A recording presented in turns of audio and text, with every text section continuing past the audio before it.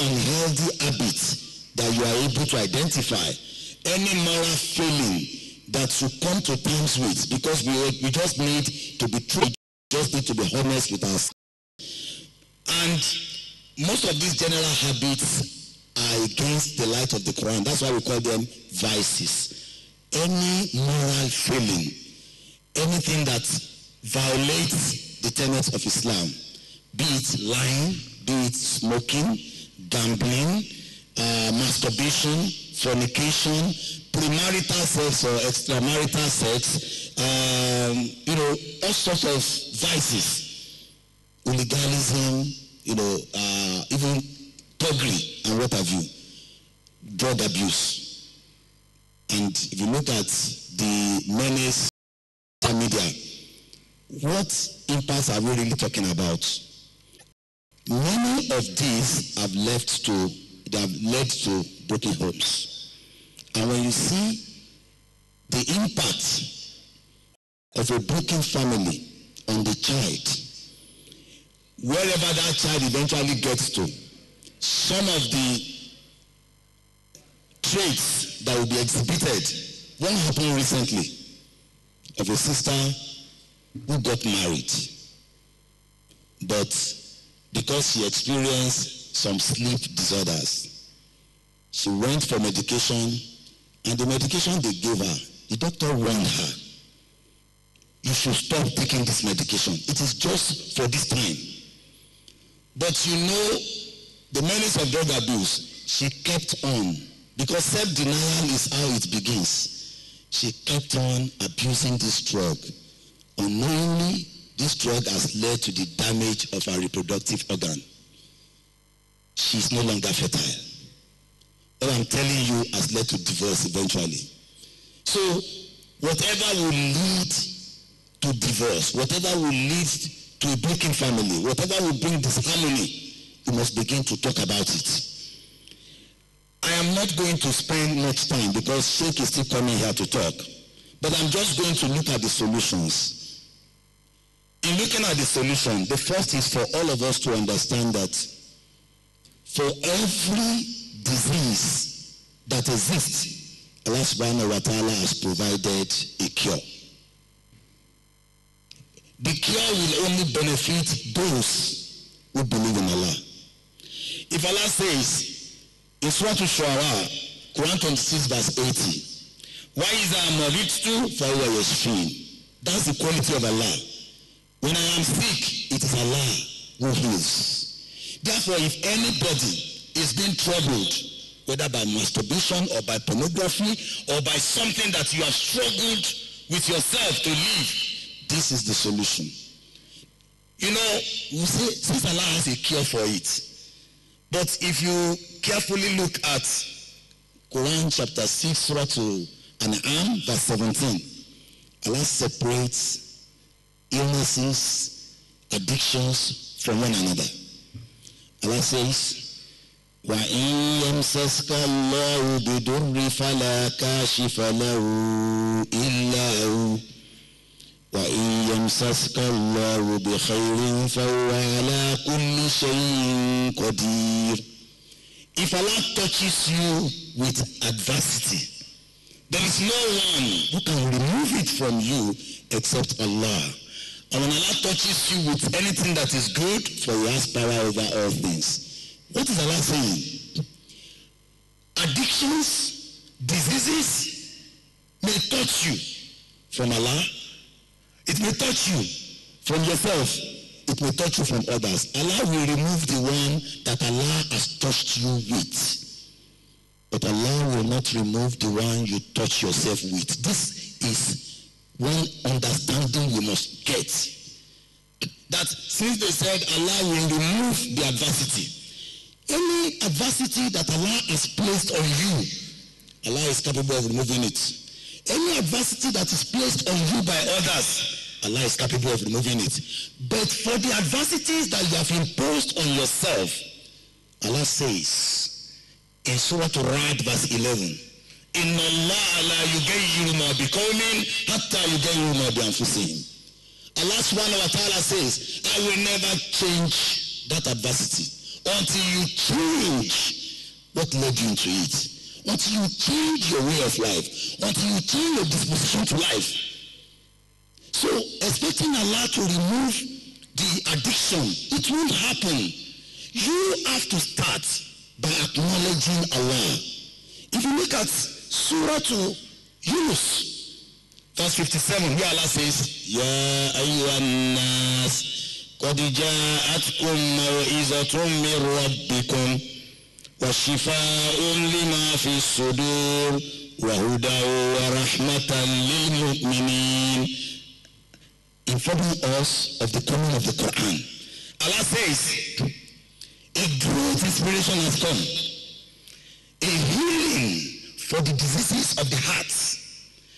And a guidance and rahmah. Look at what ends it. Lil mu'minin. Only those who believe in it will the Quran operate as a cure for. For us to see how Allah has separated it. Somebody who is smoking, somebody who is committing all sorts of vices, but he continues to read the Quran in spite of his insistence on doing what is wrong. Allah separates this in Surah Al-Israel so that we can get it. Verse 82. وَنُنَزِّلُ مِنَ الْقُرْآنِ مَا هُوَ الشِّفَاءُ وَرَحْمَةٌ لِلْمُؤْمِنِينَ وَلَا يَزِيدُ الظَّالِمِينَ إِلَّا خَسَارًا. Allah says, we have revealed in the Quran that which is a cure, that which is a grace for the believers. He mentioned the believers. What of the zalimun, the wrongdoers, those who are addicts? Allah says, وَلَا يَزِيدُ ظَالِمِينَ إِلَّا خَسَارًا. Their reading of the Quran will not increase them in anything except perdition, except destruction. Which means that we have to take the following steps. Knowing fully well that our addiction, some men and some women today, they are slaves of the social media. That is where they recruit what they do. They have abandoned the Quran. Remember, why is addiction to a thing, a way of perdition? When Allah brought the Quran, Allah knows that you are in darkness. You have no knowledge. It says in Quran 20, verse 123, that this Quran is coming. Anybody who follows the Quran, such a person will never be misled, such a person will never be miserable. Allah now says, anybody who throws the Quran aside, it means in spite of saying alcohol is haram, if you take alcohol, then you have thrown the Quran aside. In spite of Allah establishing that premarital sex is haram, apart from the fact that Allah has established all this, anybody who now engages in all this, Allah says, فَإِنَّ اللَّهُ مَعِيشَةَ ضَنْكًا. Such a person will live a miserable life. Which means that, what are the steps we should take? The first step we need to take, everybody needs to be honest with himself, that I know what I am doing which is wrong. And it's very difficult to change. But it's very easy if we follow the way of Allah. The first thing Allah says is that in Surah Al-Anfal, verse 29, Ya ayyuhal ladina amanu, in tattaqullaha yaj'al lakum furqan wa yukaffir ankum sayyi'atikum wa yaghfir lakum wallahu fil fadl azim. Allah says, oh, you will believe, if you fear Allah. I want us to go home with this word, taqwa. The fear of Allah will grant you all that you want in your life. Because he says, وَمَنْ يَتَقِ اللَّهِ, anybody who fears Allah, يَجْعَلْ لَهُ مَخْرَجًا, I will grant him a breakthrough. That's number one. A breakthrough is a door that has been closed. You had wanted to stop this iniquity. It has been difficult for you. If you have taqwa, Allah says, يَجْعَلْ لَكُمْ مَخْرَجًا, I will grant you a breakthrough. Number two, وَيَرْزُقُهُ مِنْ حَيْثُ لَا يَحْتَسِبُ, I will give you provisions from where you least expect. وَمَنْ يَتَوَكَّلْ عَلَى اللَّهِ فَهُوَ حَسْبُهُ, anyone who relies on Allah, I will be sufficient for him. Then Allah also says, وَمَنْ يَتَّقِ اللَّهِ يَجْعَلْ لَهُ مِنْ أَمْرِهِ يُسْرًا, anybody who fears Allah, I will make things easy for him. So that's the first thing I want to explain to you. No, but the second one is that you must take a decision now to quit. You must take a decision now to quit. And that decision, number three, follow the steps Allah asks you to follow. Somebody who is masturbating, for instance, it is there in Surah An-Nur, verse 30 and 31, that all you believers, lower your gaze. Believing men, lower your gaze. In verse 31, believing women, lower your gaze. What you do not see, your mind cannot think about. Masturbation is haram. And everything that it brings upon itself, look at the person who take drugs, whether cracks, whether cocaine, whether heroin, whether we are abusing most of these other drugs. It says, do not bring destruction with your own hand unto yourself. Or the next one also is for us to repent. Everybody should repent. If you look at Quran chapter 9 verse 111, just sell yourself to Allah so that Allah does with you whatever He likes. And then you forbid for yourself to make your own desire prevail over the desire of Allah. Number 4 is have a good company. You need a righteous company. Because most people have been misled by the people that they follow. Even in the social media, you have your choice who to follow, who to unfollow. Because the type of things posted to your page is a function of the type of friends that you keep on that page. Because you see, you cannot abandon social media. Many of our great scholars who have spoken here today, if you go to the social media, go to their pages, you will learn so much about Islam. Many things have been done in respect of that. But then, social media is about a market. You know where you are going and you know what to buy there. So, you need to have a righteous company. Another thing is the intensity of your decision. Only an addiction can stop an addiction. What is the meaning of that? Only a regular practice of your salat, everything that Allah has prescribed, that can take you away from that iniquity. Fasting is also a shield. Fasting will shield you because it is not easy. Shaitan is waging a war. You must also stand up and ensure that this is done. There are several other points which I believe that our Sheikh, will share with us. This approach, everything you want to do, just have the good intention that you need Allah to help you. You need to make a lot of dua. You need to make a lot of dua, knowing fully well that وَمَا تَشَاءُونَ إِلَّا أَنْ يَشَاءَ اللَّهُ رَبَّ الْعَالَمِينَ. We achieve nothing except that which Allah subhanahu wa ta'ala assists us to achieve. أقول قولي هذا أستغفر الله لي ولكم. السلام عليكم ورحمة الله وبركاته. Jazakumullah khairan, Sheikh. Without any further ado, let me welcome on stage our own learned teacher of One Ummah. Anytime you see him, you can recognize that this is a One Ummah member already. Brother Nuruddin Lemu, may Allah subhanahu wa ta'ala support him. May Allah bless you as you always honor us. May Allah honor you. Welcome on stage.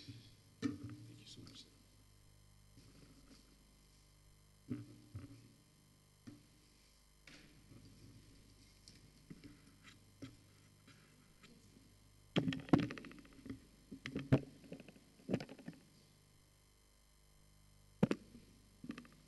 أعوذ بالله من الشيطان الرجيم بسم الله الرحمن الرحيم والصلاة والسلام على أشرف المرسلين سيدنا محمد وعلى آله وأصحابه أجمعين السلام عليكم ورحمة الله وبركاته.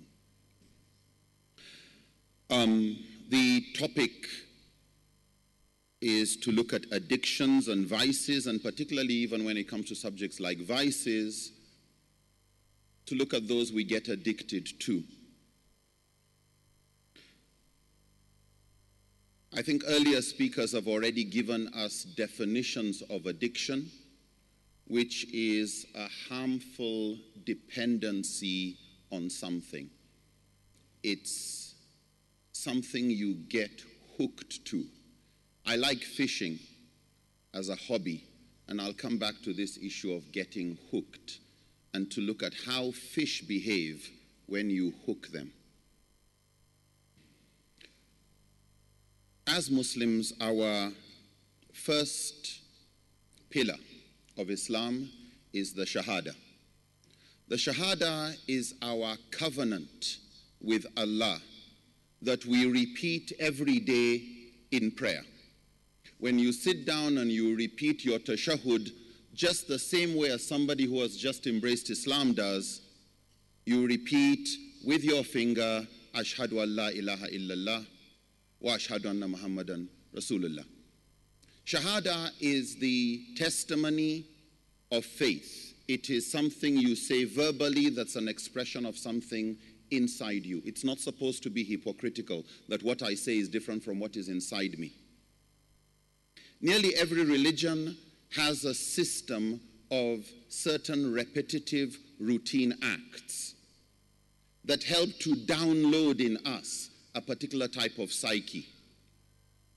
And the repetition in Islam, that everything you do, remember to say, Bismillah, Ar-Rahman, Ar-Rahim. To keep repeating to yourself something about your relationship with Allah. And so in every prayer, Fatiha is compulsory. And within Fatiha, you make it clear, Iyaka na'budu wa iyaka nasta'in. You alone do I serve or worship, and you alone do I seek assistance from.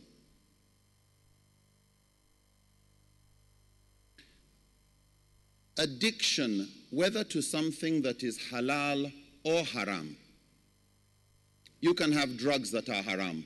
You can have a kind of sexual relation that is haram. You can have people addicted to stealing, addicted to gossip, addicted to intoxicants or drugs. But you can also get addicted to something that is halal. Some get addicted to social media or gaming. Some get addicted to food or shopping. Some get addicted to dhikr. That you get so preoccupied with remembering Allah and acts of dhikr that you have no time to implement what your relationship with Allah asks you to do. You abandon your family. You abandon responsibilities. You start to lose rahmah. You start to lose compassion even for yourself. Addiction is when you have a new kind of shahada. Addiction is when you are so dependent on a particular thing or a habit that it disrupts and undermines your relationship with Allah. It is a form of shirk. It's a form of shirk.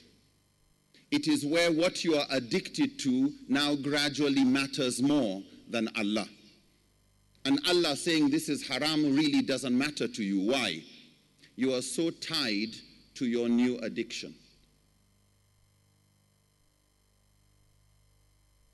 Free will is the ability to choose.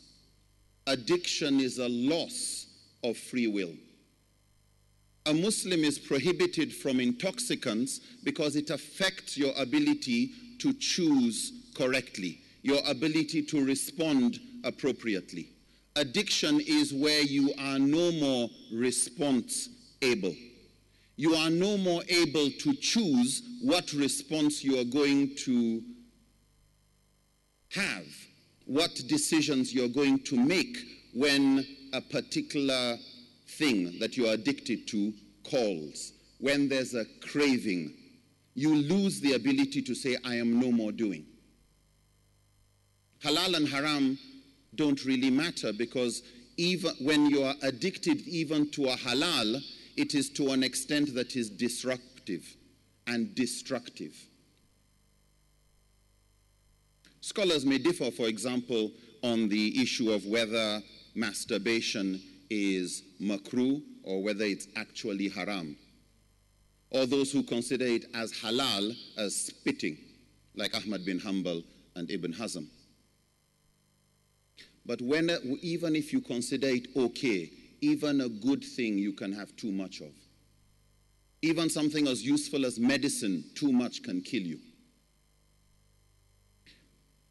One way to know whether you're getting addicted to something is to look at those things Sharia considers as its aims and objectives, those things that Islam would like to see in your life.